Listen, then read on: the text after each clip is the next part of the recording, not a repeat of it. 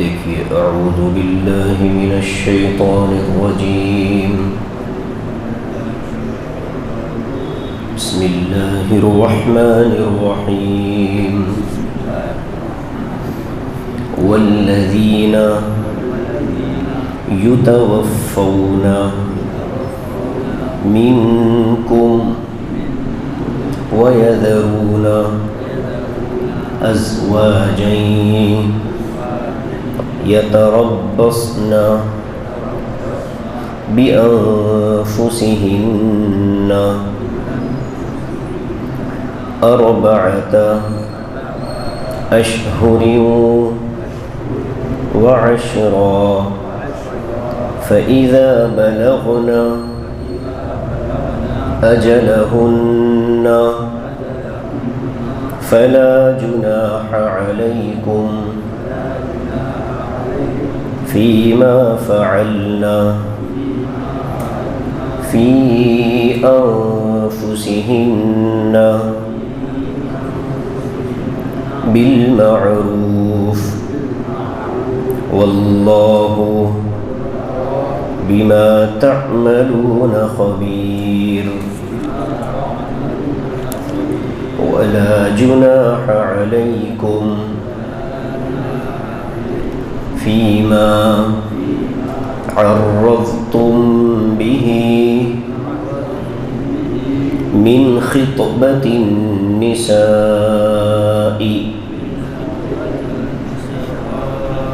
أو أكننتم في أنفسكم علم الله أنكم ستذكرونهن ولكن لا تواعدوهن سرا إلا أن تقولوا قولا معروفا ولا تعزموا عقدة النكاح حتى يبلغ الكتاب أجله واعلموا أن الله يعلم ما في أنفسكم فاحذروه واعلموا أن الله غفور حليم صدق اللہ العظیم۔ ترجمہ دیکھیے، والذین یتوفون منکم، اور تم میں سے جو لوگ وفات پا جائیں، وَيَذَرُونَ أَزْوَاجًا، اور پیچھے اپنی بیویوں کو چھوڑ جائیں، يَتَرَبَّصْنَ بِأَنفُسِهِنَّ، تو وہ بیویاں اپنے آپ کو روکے رکھیں گی 4 أشهر و10، 4 مہینے اور 10 دن۔ فَإِذَا بَلَغْنَ أَجَلَهُنَّ، جب ان کی یہ مدت پوری ہو جائے، فَلَا جُنَاحَ عَلَيْكُمْ، تو تم پر کوئی گناہ نہیں ہے، فِيمَا فَعَلْنَا فِي أَنفُسِهِنَّ بِالْمَعْرُوف،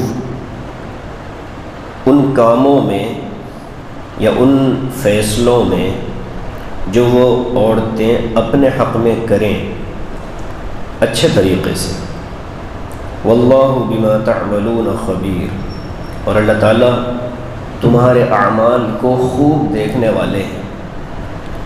ولا جناح علیکم، خوب جاننے والے ہیں۔ ولا جناح علیکم، اور تم پر کوئی گناہ نہیں ہے، فیما، اس بات میں، عرضتم به من خطبۃ النساء، کہ تم اشاروں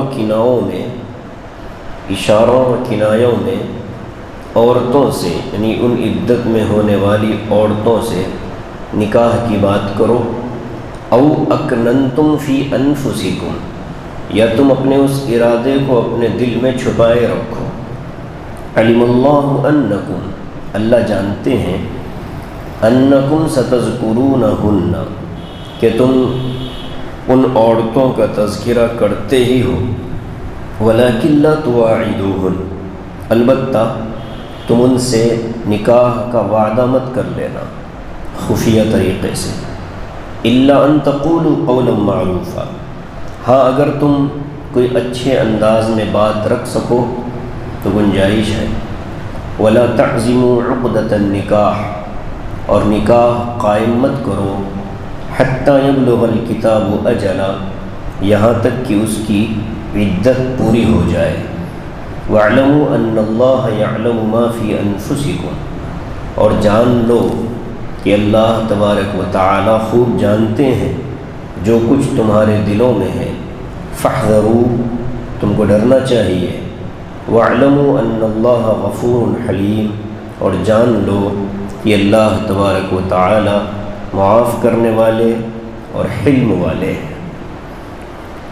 یہ دو آیتیں، یہ ہے مائک کی سیٹنگ جو ہونی چاہیے، جمعہ میں تو بالکل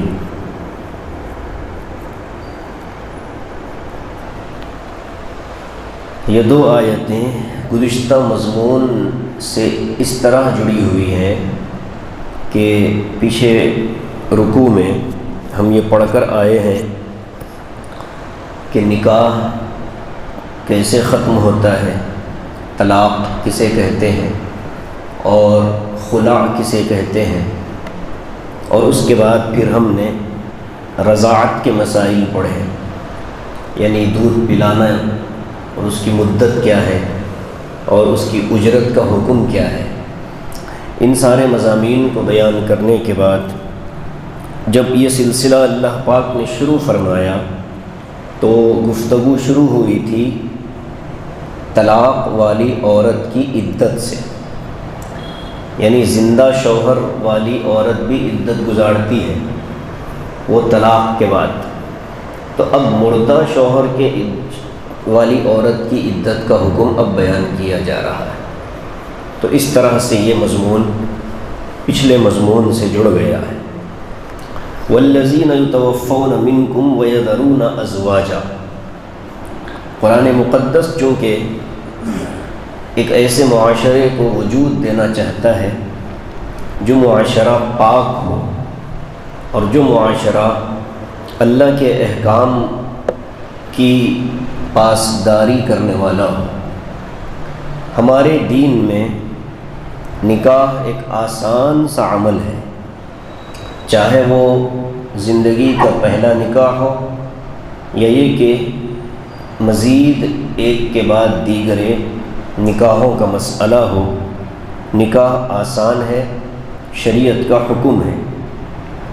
اب یہاں چونکہ ہمارے سماج میں بیوہ کے نکاح کے سلسلے میں بڑی کوتاہی پائی جاتی ہے، لاپرواہی پائی جاتی ہے، اس لیے یہ چیز ہمارے لیے بہت مشکل لگتی ہے ان چیزوں کا سمجھنا، ورنہ تھوڑی سی توجہ اگر کی جائے اور تھوڑا سا غور کیا جائے تو آیت میں جو انداز اختیار کیا گیا ہے اس مضمون کو سمجھانے کا وہ بہت صاف، شفاف اور سیدھا ہے۔ والذین یتوفون منکم ویذرون ازواجا، وہ لوگ جو تم میں سے مر جائیں اور اپنے پیچھے بیویاں چھوڑ جائیں، یعنی کسی آدمی کا انتقال ہو جائے اور اس کے پیچھے بیوہ عورت رہ جائے، شوہر مر جائے، بیوی زندہ رہ جائے، تو اب ایسے بیویوں کو اللہ تعالیٰ حکم دے رہے ہیں۔ سماج کو حکم نہیں دیا جا رہا، سماج کو آگے حکم مل رہا ہے، سوسائٹی کو آگے حکم مل رہا ہے۔ پہلا حکم اللہ پاک اس بیوی کو دے رہے ہیں جس کے شوہر کا انتقال ہو گیا ہو۔ کیا حکم ملتا ہے؟ یتربصن بانفسہن اربعۃ اشہر وعشرہ، کہ وہ اپنے آپ کو نکاح دوسرے نکاح سے روکے رکھے گی 4 مہینے اور 10 دن۔ یہ یتربصن انتظار کے لیے آتا ہے۔ جب یہ مضمون شروع ہوا تھا آیت نمبر 228 پر، میں نے وہاں اس لفظ کی آپ کو اس کے سامنے وضاحت رکھی تھی کہ یتربصن کسے کہتے ہیں؟ گن گن کر چیزوں کا انتظار کرنا، کسی کے آنے کا یا کسی کے جانے کا انتظار کرنے کے لیے آدمی تاریخ گنتا ہے، وقت گنتا ہے کہ اب کتنے دن رمضان کے آنے میں رہ گئے، کتنے دن رمضان کے ختم ہونے میں رہ گئے۔ تو اس انتظار والی کیفیت کو تربص کہتے ہیں عربی زبان میں۔ اور بیوہ کی عدت کے لیے بھی اللہ نے اسی لفظ کا استعمال فرمایا، اور مطلقہ کی عدت کے لیے بھی اللہ پاک نے اسی لفظ کو استعمال فرمایا۔ قرآن پاک میں انتظار کے لیے اور بھی الفاظ ہیں، قُلْ فَانْتَظِرُوا إِنِّي مَعَكُمْ مِنَ الْمُنْتَظِرِينَ۔ مشرکوں سے اللہ نے فرمایا کہ اے نبی، یہ بار بار آپ سے قیامت کا مطالبہ کر رہے ہیں، عذاب کے لانے کا مطالبہ کر رہے ہیں، تو آپ کہہ دیجئے کہ تم انتظار کرو، ہم بھی انتظار کریں گے۔ یہ انتظار الگ ہے، اس میں کوئی مدت کی تعیین نہیں ہے، وقت کو متعین نہیں کیا جاتا ہے۔ جب وقت متعین ہوتا ہے یعنی اس وقت میں آ کر کے انتظار ختم ہوگا، اس مدت کو عربی میں تربص کہتے ہیں۔ مستقل معنی کئی ہیں، یہ معانی ایک ہیں، الفاظ کئی ہو جاتے ہیں قرآن پاک میں۔ یہی ہے قرآن کا اعجاز، ہر جگہ ایک ہی ترجمہ نہیں کیا جا سکتا۔ قرآن مقدس کا ہر جگہ ایک ہی ترجمہ نہیں ہوتا، بلکہ ہر مقام کے اعتبار سے الفاظ الگ ہو جاتے ہیں، معانی بدل جاتے ہیں۔ اسی وجہ سے قرآن کریم کی آیتوں کی تلاوت کے بعد جب اس کا ترجمہ نقل کیا جاتا ہے تو علماء مفسرین فرماتے ہیں کہ ایسے ہی اپنے ذہن سے ترجمہ نہیں سنایا جا سکتا، ترجمے کو سند کے ساتھ سنانا ضروری ہے، ورنہ لفظ ایک ہوتا ہے اور معانی کئی نکل جاتے ہیں۔ اب یہاں تربص اس کے معنی انتظار کے ہیں۔ بظاہر قرآن میں یہ لفظ انتظار کا کسی اور جگہ بھی استعمال ہوا ہے اور یہاں بھی استعمال ہوا، فرق کیا ہے دونوں میں اس کا پتہ نہیں چلتا۔ اسی لیے قرآن کے علوم کے سلسلے میں کسی استاذ اور ماہر فن آدمی کی نگرانی میں اس علم کو حاصل کرنا چاہیے، قرآن پاک کی تفسیر کا علم۔ اور ہر شخص قرآن کی تفسیر کو سنانے اور بیان کرنے کا حقدار نہیں ہو سکتا۔ یہ جب کہا جاتا ہے تو لوگ کہتے ہیں کہ علماء قرآن سے روکتے ہیں۔ ہم یہ کہنا چاہتے ہیں کہ علماء قرآن سے روکتے نہیں ہیں، بلکہ صحیح معنی میں قرآن پڑھنے کی دعوت دیتے ہیں کہ قرآن اپنی مرضی سے نہ پڑھو، بلکہ کسی کی نگرانی میں پڑھو۔ کسی کی نگرانی میں جب تم پڑھو گے تو غلطیوں سے اپنے آپ کو بچاؤ گے۔ تو بہرحال یتربصن کا لفظ بتاتا ہے کہ یہ انتظار موقت ہے، محدود ہے، لمیٹڈ ہے۔ اللہ فرماتے ہیں کہ ایک خاتون کے شوہر کا جب انتقال ہو جاتا ہے تو اسلامی ضابطہ یہ ہے کہ وہ انتظار کرے گی اگلے نکاح کے لیے، یعنی اس کو اب یہ نہیں سوچنا چاہیے کہ میرے شوہر کا انتقال ہو گیا ہے لہذا اب میں پوری زندگی اسی بیوگی کے عالم میں گزاروں گی، وہ اس وقت اس کی اجازت نہیں ملتی، بلکہ اسلامی نقطۂ نظر یہ ہے کہ اس عورت کو چاہیے کہ وہ اپنی عدت پوری کرنے کے بعد اگر پورا سماج اور اس کے اپنے ماں باپ، اس کا سسرال اگر مخالفت کرتا ہے کہ نہیں تم نکاح نہیں کر سکتی، تو ان کو پیر کی جوتی پر رکھ کر اڑا دے اور اللہ کے حکم کو پورا کرتے ہوئے اگر وہ چاہے کہیں نکاح کرنا تو اس کو پوری اجازت ہے۔ یہاں سوسائٹی کا دباؤ برداشت نہیں کیا جائے گا۔ قاضی شریعت اگر ہو وہ نفاذ کر دے گا، فیصلے کو نافذ کر دے گا، وہ کہے گا کہ نہیں تم کو روکنے کا حق نہیں ہے۔ باکرہ لڑکی جس کا نکاح پہلی دفعہ ہو رہا ہے اس کے لیے تو ماں باپ کی اجازت ضروری ہے، لیکن دوسرا جو سیبہ ہوتی ہے، بڑی ہوتی ہے، اس کے لیے ایسی کوئی شرط شریعت نے نہیں لگائی ہے۔ بہرحال پہلا حکم نکاح ہو جانا چاہیے بیوہ عورت کا عدت پوری ہونے کے بعد۔ دوسرا مسئلہ اس آیت میں بیان ہوتا ہے کہ عدت کسے کہتے ہیں۔ 4 اشہر و 10، 4 مہینے اور 10 دن۔ یہ 4 مہینے اور 10 دن کی عدت واجب ہے، اس میں ایک بھی گھنٹے کی کمی ہوگی تو عورت گناہ گار ہوگی اور بڑا گناہ ہوگا، اللہ کے حکم کو توڑنے کا گناہ ہوگا۔ تو اس لیے پہلے اس مسئلے کو ہم سمجھیں کہ عدت کا وقت کب شروع ہوتا ہے، وفات کی عدت کا وقت کب شروع ہوتا ہے؟ جس وقت شوہر کی روح قبض ہوئی، جس وقت انتقال ہوا، بس اسی وقت سے عورت کی عدت شروع ہو گئی، چاہے اسی دن تدفین ہو کہ اگلے دن تدفین ہو۔ تدفین سے اس کا کوئی تعلق نہیں ہے، موت سے اس کا تعلق ہے۔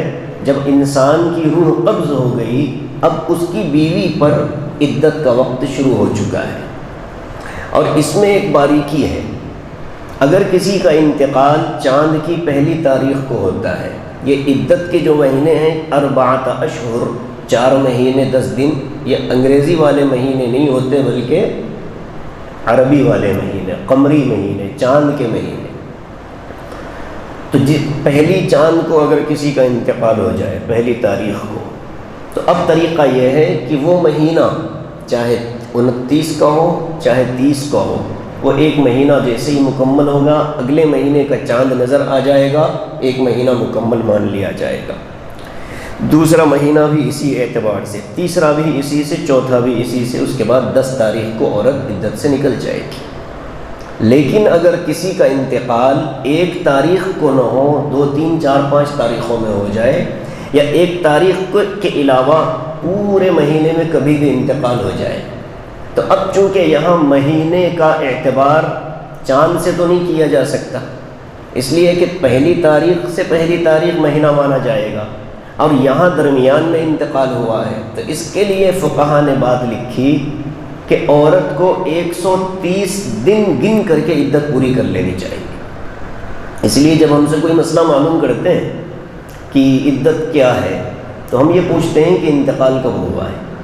اگر وہ یہ کہہ دیں کہ چاند کی 5، 6، 8، 10 تاریخوں میں ہوا ہے، تو ہم صاف کہہ دیتے ہیں کہ اس دن سے 130 دن کی عدت حساب لگا کر کے پوری کر لی جائے، کیلنڈر میں لکھ دیا جائے کہ فلاں تاریخ کو عدت مکمل ہوگی، اور اس تاریخ کے آنے سے پہلے تک اس عورت پر پابندیاں ہوں گی کہ وہ بلاؤ سنگھار نہیں کر سکتی، خوشبو کا استعمال نہیں کر سکتی، بلا ضرورت شرعی اپنے گھر سے باہر جا نہیں سکتی، اور گھر کی کتنی قریبی شادی کیوں نہ ہو اس میں شرکت کر نہیں سکتی، سرما نہیں لگا سکتی، اپنے بالوں میں تیل کر کے اس کو کنگھوں سے مزین نہیں کر سکتی، اس کی گنجائش نہیں ہے۔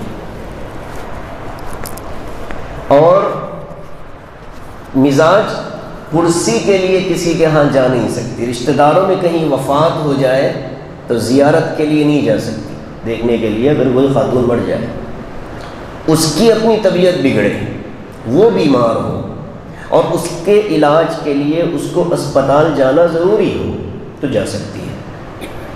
دوسری شکل، بالکل اس کے بھائی، ماں، باپ کوئی نہیں ہے، وہ اکیلی رہتی ہے، خاندان اس کا نہیں ہے، اور اس کے کھانے پینے کے لیے کوئی انتظام کرنے والا بھی نہیں ہے، تو ایسی شکل میں اپنی روزی روٹی کا انتظام کرنے کے لیے مغرب سے پہلے تک اس کو باہر جانے کی اجازت ہے، اس کے علاوہ اس کو باہر نکلنے کی قطعاً اجازت نہیں ہے، نکلے گی گناہ گار ہوگی۔ اور یہ گناہ اتنا سنگین ہے کہ سیدھے قرآن پاک کی ایک صاف صریح آیت کا انکار اور اس کی مخالفت ہوگی، چونکہ الفاظ قرآنیہ کہتے ہیں 4 مہینے 10 دن روکے رکھے گی عورت اپنے آپ کو، تو روکنا واجب ہے، اس میں کوتاہی نہیں ہو سکتی۔ اب اس کو ہم لوگوں نے شیطان کے چال میں آ کر کے اس میں ہم لوگوں نے ڈسکاؤنٹ کر لیا ہے، پتہ نہیں ہمارے ہاں تو ہے یہ ڈسکاؤنٹ، کتنے دن میں ہم نے اس کو ختم کر لیا ہے؟ 40 دن۔ ہم یہ سمجھتے ہیں کہ وفات کی عدت ایک شوہر ایک بیوی کے لیے 40 دن ہے، بس 40 دن کے بعد گھر میں دعوت بھی ہوگی، چہلم کے نام سے، چلا کیا بولتے، ہاں، بکرے کاٹے جائیں گے، اور پھر اس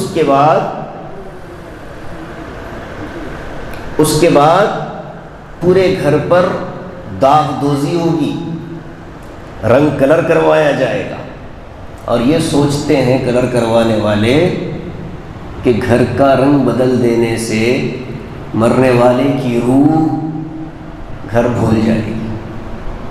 ہندوؤں کا عقیدہ ہے، مسلمانوں کا عقیدہ کیا ہے؟ ہماری جو روحیں ہیں، جیسے ہی ہمارا انتقال ہوا، عالم ارواح میں ہماری روحیں پہنچ گئی اور ہم عالم برزخ میں پہنچ گئے، روحیں عالم ارواح میں پہنچ گئی۔ عالم برزخ، عالم ارواح دونوں انتظار کر رہے ہیں عالم آخرت کا۔ نہ ہماری عالم برزخ میں جانے والا جسم واپس آئے گا، نہ ہی عالم ارواح میں پہنچ جانے والی روح واپس آئے گی۔ کسی کی روح دنیا میں واپس نہیں آتی ہے۔ ہندوؤں کا عقیدہ ہے کہ بعض کی روحیں آتی ہیں، اور بعض مسلمانوں کے اندر بھی یہ بیماری آ گئی تھی کہ شب برات کو حلوے پکا کر، مرنے والے کی پسند کے کھانے بنا کر گھر کی چوکھٹ پر رکھ دیے جاتے ہیں تاکہ وہ آئے تو ان کو دیکھ کر خوش ہو جائے۔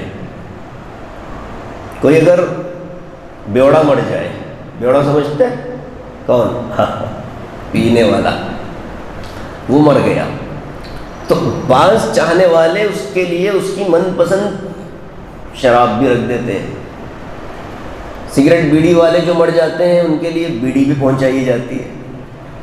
یہ سارے ڈھکوسلے ہیں، اس کا شریعت سے کوئی تعلق نہیں ہے۔ شریعت اسلامیہ اس طرح کے کسی بھی عقیدے کو جگہ نہیں دیتی، بلکہ اسلام تو کہتا ہے کہ بھائی دیکھو یہ عقائد کفریہ ہیں، اگر کوئی ان کی حقیقت کو تسلیم کرے، ارے بابا اس کے کپڑے پورے پہنا، کوئی اگر اس کو سچ تسلیم کر لے گا تو اس کا ایمان خطرے میں پڑ جائے گا۔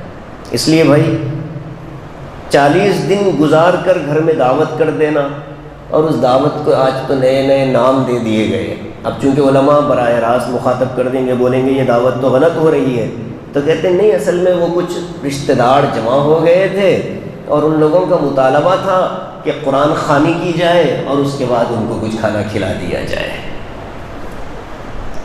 یعنی کہ نام بدلنے سے حکم تو نہیں بدلتا نا۔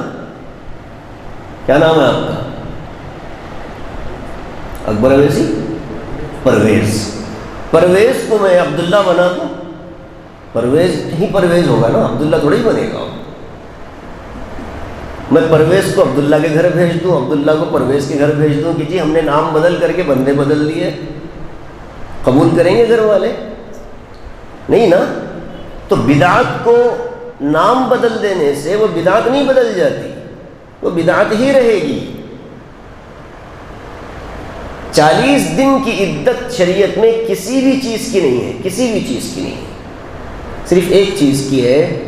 جب عورت کے بچہ پیدا ہوتا ہے تو پیدائش کے بعد کسی عورت کو جو نفاس کا خون آتا ہے، اس کا جو میکزیمم پیریڈ ہے وہ 40 دن ہے بس۔ اس کے علاوہ کسی اور چیز کے لیے اللہ تعالیٰ نے 40 دن کی مدت نہیں رکھی۔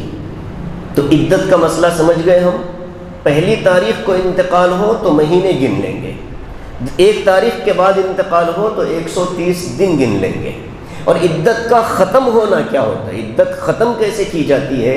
تو عدت کوئی نظر آنے والی چیز کا نام تو ہے نہیں کہ ہم اس کو بند کر دیں کہ بھائی اب آپ کا کام ہو گیا آپ جاؤ، نہیں نا، وہ تو ایک معنوی چیز ہے۔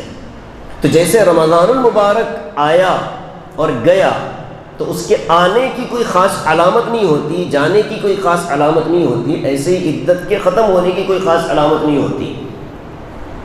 اب ایک رواج یہ بھی پڑ گیا کہ عدت کے ختم ہونے کے بعد اس بیوہ خاتون کو اپنے گھر لے جایا جاتا ہے، اپنے بھائی کے گھر میں رات گزاری جاتی ہے۔ ساری بکواس اور بنڈل چیزیں ہیں، شریعت کا اس سے کوئی تعلق نہیں ہے۔ اللہ اس بوڑھی کی قبر کو اس پر رحم کرے جس نے بھی یہ ساری بدعات امت کے اندر ایجاد، کوئی نہ کوئی بوڑھا بوڑھی ہوگی جو اس طرح کی خرافات سے امت کو خراب کر کے چلا گیا۔ پوچھنا چاہیے مسائل اور کس سے؟ علماء سے۔ ہر داڑھی ٹوپی والا مولوی نہیں ہوتا، ہر داڑھی ٹوپی والا مولوی نہیں ہوتا۔ اب آپ جماعت سے وقت لگا کر گھر چلے جاؤ گے، لوگ آپ سے مسئلہ پوچھ لیں گے۔ آپ کو نہیں پتا کہ آپ کو خود پتا ہے کہ مجھے نہیں پتا، لیکن اسے نہیں پتا کہ آپ کو نہیں پتا۔ اسے کیا پتا؟ وہ بیچارہ تو یہ سمجھتا ہے کہ بیچارے مولوی صاحب ہیں، اللہ کے راستے میں جا کر آئے ہیں، اور وہ پوچھ لے گا۔ تو اگر ہم کو مسئلہ معلوم بھی ہے تو اس کے بتانے کا طریقہ یہ لکھا ہے کہ ہم نے مفتی صاحب سے سنا تھا، آپ ایک دفعہ اور تحقیق کر لیں۔ میں نے تو سنا تھا، آپ اپنے سے بھی تحقیق کر لیں، یہ احتیاط کا پہلو ہے۔ امام مالک رحمۃ اللہ علیہ سے لوگ سوال پوچھتے تھے تو کہتے میں نہیں جانتا، میں نہیں جانتا، میں نہیں جانتا، بس بیسیوں مسائل میں کہتے تھے کہ میں نہیں جانتا، بچتے تھے۔ اور علم کے باوجود سوال کے معاملے میں احتیاط کرنا ایک بہت بڑی بات ہے۔ ہاں کوئی ایسا علاقہ ہو جہاں ایک ہی عالم دین ہے اور لوگ اس سے آ کر مسئلہ پوچھیں اور وہ کہتے ہیں کہ بھائی میں نہیں جانتا، اس کے لیے تو وبال ہے۔ جس آدمی سے علم کے بارے میں سوال کیا جائے وہ جانتا ہو پھر بھی نہ بتائے، یہ تو وبال بنے گا۔ وہ امام مالک کیوں رکتے تھے؟ اس لیے کہ ان کے زمانے میں امام مالک کے ساتھ ساتھ 6 اور مفتیان کرام مدینے میں رہا کرتے تھے، تو وہ یہ چاہتے تھے کہ میں بچوں اور کسی اور سے پوچھ لے تاکہ وہ اللہ کے پاس جواب دہ ہو جائے۔ اس کا احتیاط ضروری ہے۔ تو مسائل معلوم کرنے چاہیے۔ جنازے کے مسائل بڑے نازک ہیں، لوگ اس کے بارے میں پوچھتے نہیں ہیں۔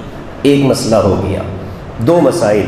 تیسرا مسئلہ، عدت کے ختم ہونے کے بعد وہ بیوہ عورت اگر کہیں اپنے بارے میں یہ فیصلہ کر لے کہ مجھے نکاح کرنا چاہیے، تو ماں باپ کو، حکمرانوں کو، سماج کے ذمہ داروں کو اور سوسائٹی کے افراد کو قرآن یہ کہتا ہے فَإِذَا بَلَغْنَ أَجَلَهُنَّ، جب وہ عورتیں اپنی مدت کو پوری کر لیں، فَلَا جُنَاحَ عَلَيْكُمْ، تم پر کوئی گناہ نہیں ہے۔ یعنی صاف کر دیا اسلام نے کہ بیوہ کے نکاح میں کوئی گناہ کی بات نہیں ہے۔ یہ پہلے اللہ نے صفائی دے دی کہ تم پر کوئی گناہ نہیں ہے، نہ ہی اس بیوہ پر کوئی گناہ ہے۔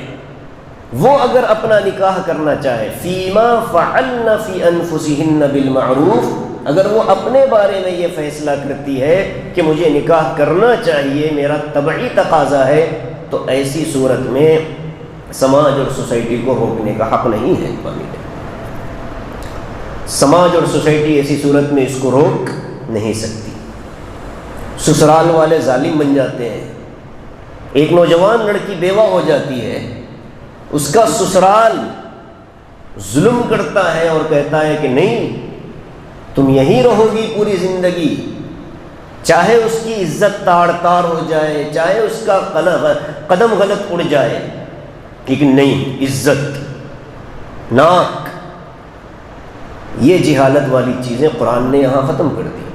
قرآن کہتا ہے فلا جناح علیکم، تم پر کوئی گناہ نہیں اگر وہ نکاح کر لیں، اور اگر وہ نکاح کرنا چاہے اور تم روکنا چاہو گے تو اوپر آیت آئی ہے وَلَا تُمْسِكُوهُنَّ ضِرَارًا لِتَعْتَدُوا فَلَا تَعْزُلُوهُنَّ أَن يَنكِحْنَ أَزْوَاجَهُنَّ إِذَا تَرَاضَوْا بَيْنَهُم بِالْمَعْرُوفِ۔ وہ میں نے واقعہ سنایا تھا صحابی کا، وہ اپنی بہن کے بارے میں غیرت میں آ گئے تھے کہ تو نے طلاق دی اور دوبارہ نکاح کرنا چاہتا ہے۔ حضور اقدس صلی اللہ علیہ وسلم نے بلا کر فرمایا کہ آیت نازل ہوگی کیا کرو گے؟ تو انہوں نے کہا کہ یا رسول اللہ معذرت چاہتا ہوں۔ اس لیے نکاح ثانی جو بیوہ کا ہے اس معاملے میں شریعت نے بہت صفائی کے ساتھ حکم دیا کہ تم لوگوں کو کسی کو روکنے کی اجازت نہیں۔ ہاں اگر وہ غیر مذہب کے کسی آدمی سے نکاح کرنا چاہتی ہے تو روکا جائے گا۔ ایسے ہی وہ اگر کسی غلط انسان سے نکاح کرنا چاہتی ہے جس کے بارے میں ہم کو یقین ہو کہ اس کے ساتھ نکاح کرنے میں اس کی آخرت بھی خراب ہوگی، دنیا بھی بگڑے گی، تو روکیں گے، ورنہ صرف اپنے مزاج کی وجہ سے اور ضد کی وجہ سے روکنا جائز نہیں ہے۔ واللہ بما تعملون خبیر، اللہ تعالیٰ تمہارے کاموں سے خوب باخبر ہے۔ مطلب یہ ہے کہ اللہ جانتا ہے کہ روکنے والے کی نیت کیا ہے۔ بعض اوقات رشتہ داروں ہی کے اندر کوئی بندہ ایسا ہوتا ہے جو اس سے نکاح کرنا چاہتا ہے لیکن بول نہیں پاتا، شادی پہلی شادی کے وقت ہی میں امیدوار ہوتا ہے، اور اتفاق یہ ہوتا ہے کہ موقع نہیں مل پایا تو اس کا نکاح ہو گیا، پھر اس نے اللہ تعالیٰ سے لو لگائی، مانگا کرا، اللہ نے کہا ٹھیک ہے چلو شوہر کو ہٹا لیتا ہوں، تو کر لینا۔ اب جب دوسرے نکاح کا موقع آتا ہے تو اب اس کو اللہ یہاں بات سمجھاتے ہیں۔ دیکھیے اللہ کا نظام دیکھیے، قرآن واقعی ہم جیسوں کے لیے ہے۔ اللہ فرماتے ہیں لا جناح علیکم فیما عرضتم بہ من خطبۃ النساء، کسی عورت کے شوہر کا انتقال ہو جائے اور وہ حالت عدت میں ہے 4 مہینے 10 دن، تو وہ بندے جو اس سے نکاح کے خواہش مند ہوتے ہیں ان کو اللہ تعالیٰ نے ایک دروازہ کھول کر دیا اور کہا کہ عدت کے اندر نکاح کرنا جائز نہیں ہے، نکاح کی کھلم کھلا گفتگو کرنا جائز نہیں ہے کہ جی ہم آپ سے نکاح کریں گے عدت کے بعد، اس کو حرام قرار دیا۔ لیکن اشارے کنائے میں پیغام پہنچانے کی گنجائش ہے۔ ہاں ہم جب پڑھتے تھے تو یہ جب آیت آئی زیر آیت تفسیر میں تو مثال دیتے تھے ہمارے اساتذہ کہ وہ عورت چاہے بے نمازی ہو کیسی ہی کیوں نہ ہو، اس سے اشارے کنائے میں بات کرنے کا طریقہ کیا ہے؟ تو کہا کہ میرا بھی ارادہ ہو رہا ہے کسی دیندار اور نیک خاتون سے نکاح کا، وہ اگرچہ کی آٹی کاٹی 360 والی کیوں نہ ہو، یعنی جمعہ پڑھتی ہو، عید پڑھتی ہو، یا مرد ہو تو جنازہ پڑھنے، یہ تو ہمارے اندر کیٹیگری ہے نماز کی، آٹی ہیں یا تو جمعہ والے ہیں یا کھاٹی ہیں جنازے میں آنے والے، یا پھر 360 ہیں عید بقرعید والے۔ عورت بھی اگر اس طرح کی ہو تب بھی اس کے سامنے یہ کہا جائے گا میں کسی نیک اور دیندار خاتون سے، عزت دار خاتون سے نکاح کرنا چاہتا ہوں۔ اب وہ اگر بھینس کی عقل والی نہ ہو تو سمجھ جائے گی، اور اگر موٹی عقل والی ہو تو نہیں سمجھے گی، بات ختم کر دینا چاہیے۔ اب اس سے آگے کوئی ایک لفظ کہ میں آپ سے نکاح کرنا چاہتا ہوں یہ حرام ہو جائے گا، یہ حرام ہو جائے گا۔ یا عورت بیٹھی ہے کسی کمرے کے اندر، باہر ایک تیسرے فرد سے آپ گفتگو کر رہے ہوں کہ میرا نکاح کا ارادہ ہے، میں تو بیوہ کے لیے بھی راضی ہوں، اس کے کان میں بات پڑ گئی، یہ ہے اشارے کنائے۔ اور ایسے اشارے کنائے ہمارے نوجوانوں کو بہت آتے ہیں، کسی کو چھیڑنا ہو، ستانا ہو، اس پر طنز کرنا ہو تو ہم اس کے برابر سے گزرتے گزرتے کیا زبردست کمنٹ پاس کر کے گزر جاتے ہیں۔ یہ تو آج کل سب سیکھے ہوئے لوگ ہیں۔ فلا جناح علیکم فیما عرضتم بہ من خطبۃ النساء، نکاح میں ایک چیز ہوتی ہے عربی میں امام صاحب پڑھتے ہیں، کیا بولتے ہیں اس کو؟ ارے بولو، نکاح میں عربی میں سارے نکاح کے پروسیس میں ایک ہی چیز عربی میں ہوتی ہے، کیا؟ ہاں ارے زور سے، خطبہ، ٹھیک ہے؟ خواہ پر خواہ جو ہے نا، خواہ اس پر پیش ہٹا کر نیچے اس کو زیر لگا دیا جائے تو کیا بن جائے گا؟ خطبہ۔ یہ جو لکھا ہوا ہے لفظ خطبہ، یہ پیغام نکاح کو کہتے ہیں۔ خطبہ جو ہے نا وہ تو حضور پاک صلی اللہ علیہ وسلم جمعہ میں خطبہ دیتے تھے، عیدین میں خطبہ دیتے تھے، استسقاء کی نماز میں خطبہ دیتے تھے، اور جب صحابہ کو جہاد پر بھیجتے تھے تو مدینہ شہر سے باہر ان کو رخصت کرتے ہوئے وہاں خطبہ دیتے تھے۔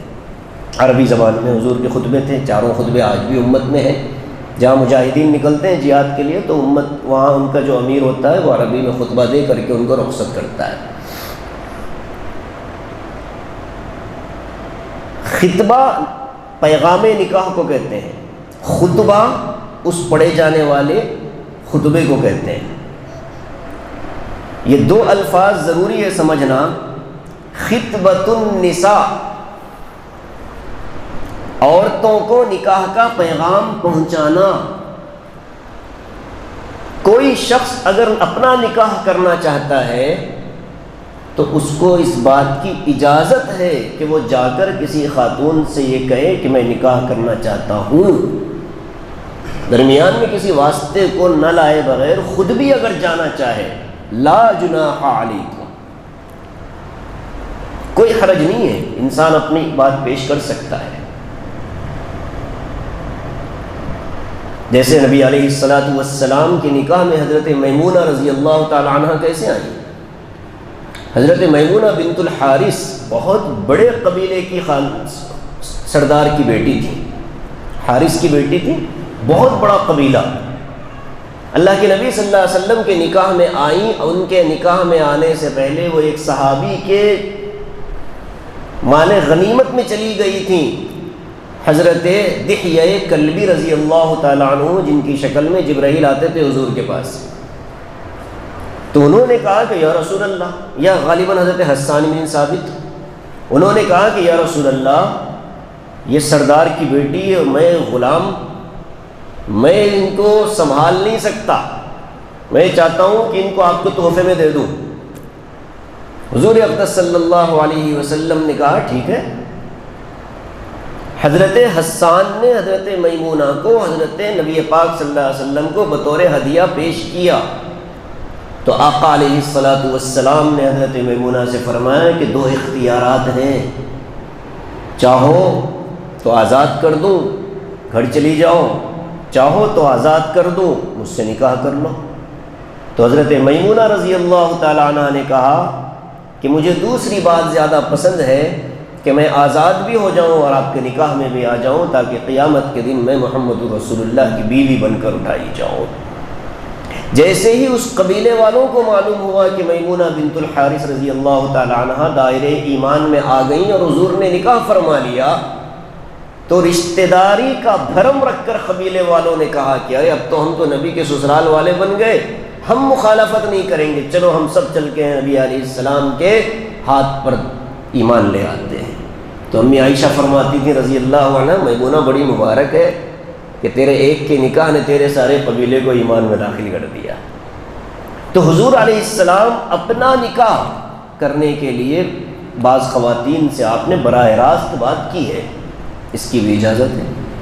او اکننتم فی انفسکم، حالت عدت میں ہے عورت اور ایک شخص ان سے نکاح کرنا چاہتا ہے، نکاح کرنا چاہتا ہے اور انتظار کر رہا ہے کہ اس کی عدت پوری ہو جائے تو میں نکاح کر لوں، دل میں اس نے اپنی بات چھپائے رکھی ہے، تو اس طرح کی بات جائز ہے۔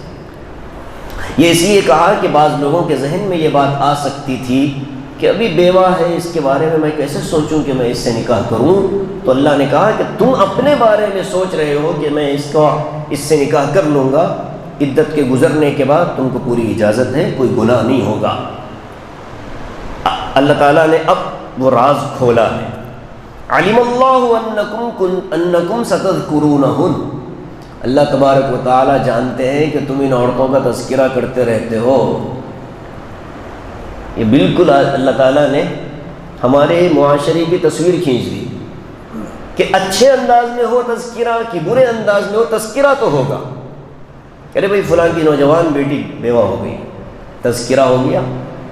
عورتیں تذکرہ کرتی ہیں آپس میں، مرد تذکرہ کرتے ہیں، تو اللہ کہتے ہیں کہ جب تذکرے ہوں گے تو یہ باتیں بھی نکل کر آئیں گی کہ بھائی آپ نکاح کر لو، آپ سہارا بن جاؤ۔ تو ایسے وقت میں اگر دل ہی دل میں تم نے اس خیال کو چھپائے رکھا تو کوئی گناہ کی بات نہیں، اشارے کنائے میں بات پہنچا دی کوئی گناہ کی بات نہیں، لیکن عدت کے پورا ہونے سے پہلے جا کر کے نکاح کا پیغام دینا حرام ہے۔ آگے فرماتے ہیں وَلَٰكِن لَّا تُوَاعِدُوهُنَّ سِرًّا، ایک اور چور دروازہ کہ سماج کے ڈر سے حالت عدت میں یعنی عدت کے وقت میں چھپ چھپا کر ایک دوسرے سے، یعنی وہ بیوہ عورت اور یہ باہر والا مرد ایک دوسرے سے نکاح کر لینے کا وعدہ کرنا بھی حرام ہے۔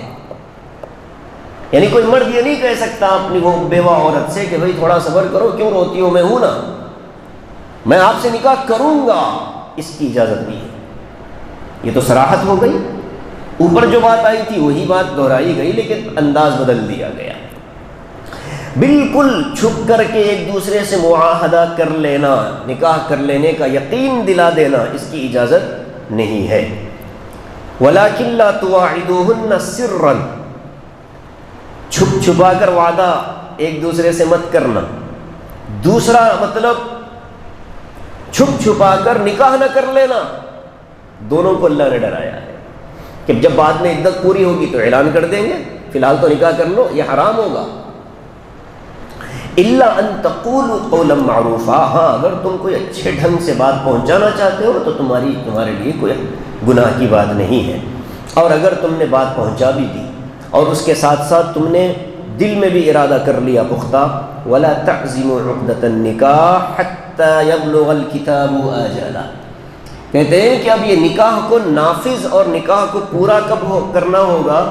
جب عورت کی عدت پوری ہو جائے۔ انتظار کرو، عدت کے درمیان میں تم کو نکاح کرنے کی اجازت نہیں۔ ولا تعزموا عقدة النکاح، نکاح کے بندھن کو باندھنے کے لیے پکا ارادہ اگر کر چکے ہو تو پھر حتی یبلغ الکتاب اجلہ، وہ جو مدت ہے عدت کی اس کو پورا ہو جانے دو، اس کے بعد تم نکاح کے گرہ کو باندھ لینا۔ عقدہ لفظ آیا ہے، عقدہ گرہ باندھنے کو کہتے ہیں، اور نکاح ایک دوسرے کو ایک رشتے میں باندھنے ہی کا نام ہے، اسی سے نکلا ہے وہ بندھن۔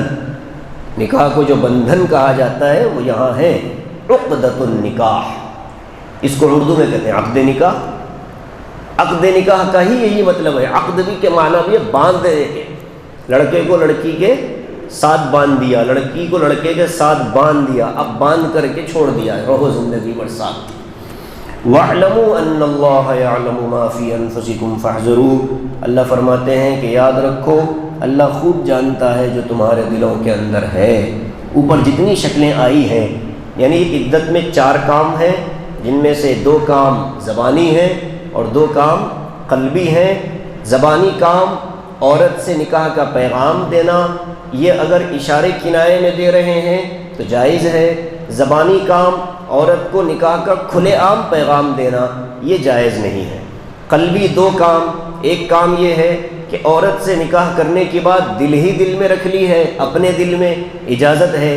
عورت سے نکاح کرنے کے بعد دل ہی دل میں ہے اور یہ بھی خیال کر لیا کہ عدت ہی کے اندر کر لوں گا، اس کی اجازت نہیں ہے۔ تو یہ 4 کام ہو گئے، 2 زبان کے، 2 قلب کے، ایک جائز ایک ناجائز، قلب کے اندر بھی ایک جائز اور ایک ناجائز۔ اللہ فرماتے ہیں کہ تم ان 4 میں سے جس چیز کو بھی اپنے دل میں چھپا کر رکھو گے میں جانتا ہوں، اللہ جانتے ہیں۔ تم منہ سے کچھ نہ بولو، ہاں آنکھیں تو بولتی ہیں، تم منہ سے کچھ نہ بولو، آنکھیں تو بولتی ہیں، کیا دل میں ہے تمہارے ہم خوب جانتے ہیں۔ شاعر نے انسانوں کے بارے میں کہا وہ تو عالم الغیب والشہادہ یعلم ما فی السماوات وما فی الارض، وہ تو اللہ تعالیٰ ہے، وہ تو جانتے ہیں۔ وَاعْلَمُوا أَنَّ اللَّهَ يَعْلَمُ مَا فِي أَنفُسِكُمْ فَاحْذَرُوا، اس لیے بھائی ڈرتے ہوئے زندگی گزارو۔ وَاعْلَمُوا أَنَّ اللَّهَ غَفُورٌ حَلِيمٌ، اور یہ بھی جان لو کہ اللہ تبارک و تعالیٰ بہت معاف کرنے والے اور بہت زیادہ حلم اور برداشت والے ہیں۔ یہ کیوں فرمایا؟ اس لیے کہ انسان ہے، اگر اس سے ان معاملات میں کوئی اونچ نیچ ہو جائے، عورت نے عدت کے معاملے میں کمی کوتاہی کی یا عورت سے عدت ہی کے معاملے میں نکاح کی کوئی بات چیت ہو گئی، پھر اس کو اس حکم کے بارے میں معلوم ہوا کہ میں نے تو غلط کیا، اور پھر بندے نے اگر توبہ کر لی، اللہ فرماتے ہیں کہ توبہ کو میں قبول کر لوں گا، اس لیے کہ میں معاف کرنے والا ہوں۔ اور دوسرا یہ ہے کہ کسی بندے نے توبہ بھی نہیں کی اور پھر بھی وہ عدت کے گزرنے کے اندر انتظار ہی میں لگا ہے، تو اللہ کہتے ہیں کہ میں سزا دینے میں جلدی نہیں کرتا، اس لیے کہ میں حلیم اور بردبار ہوں۔ یہ 2 مضمون مکمل ہوئے۔ اب آگے 2 مضامین باقی ہیں، نکاح کے بعد طلاق کی ایک مخصوص شکل کے بارے میں، کہ طلاق کی ایک مخصوص شکل یہ ہے کہ کسی مرد و عورت کا نکاح ہوا تھا اور نکاح کے بعد ان دونوں نے ابھی ملاقات نہیں کی اور اس سے پہلے ہی طلاق ہو گئی، لڑکی اور لڑکے کی رخصتی سے پہلے ہی طلاق ہو گئی، تو ایسی عورت کے مہر کے بارے میں کیا حکم ہے، مہر کسے کہتے ہیں، اس کی تفصیلات کیا ہے، یہ انشاءاللہ اگلے جمعہ میں انشاءاللہ اس پر گفتگو ہوگی۔ تب تک کے لیے آپ حضرات چھٹی منائیں، سابقہ دروس جو ہیں آن لائن میں وہاں اس سے استفادہ کرتے رہیں۔ اللہ تعالی ہم سب کو اپنے احکام پر چلنے کی توفیق نصیب فرمائے۔ آمین۔ وآخر دعوانا الحمد للہ رب العالمین۔